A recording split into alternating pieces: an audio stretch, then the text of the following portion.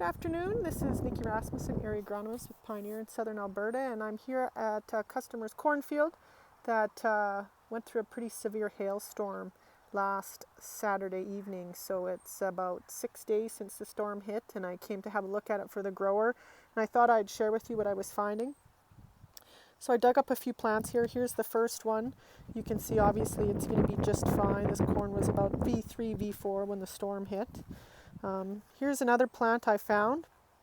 You can see the dead material at the bottom, but there's already some new green growth sticking out of the top of that there, so you know that one will be fine.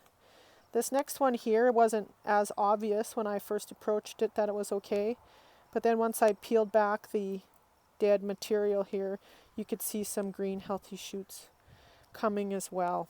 So all three of these plants are going to make it. They're going to be a little shorter, but they'll be just fine. And you know, in a few weeks you'll go by this field and you'll likely not be able to even tell what happened.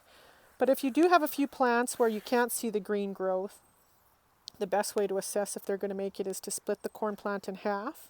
Like I did with this one, I split it right down the center, and you look for the growing point. So I outlined the growing point on this in a black marker, and you can see it's still a nice pale, healthy yellow color.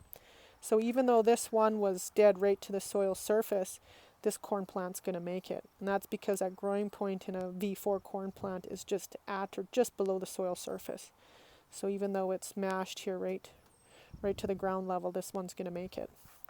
This plant here, I split it in half, and you can see, tried to mark with my marker on it as well, where the growing point was, and you can see on it, it's got a lot of dead, dark brown tissue inside there. There it is. So this one here is not going to make it. You can see that that growing point is definitely not healthy. So if you've got a hailstorm come through and you want to assess your damage, you know, here's some tips and tricks, and hopefully the white combine stays away from you for the 2020 growing season.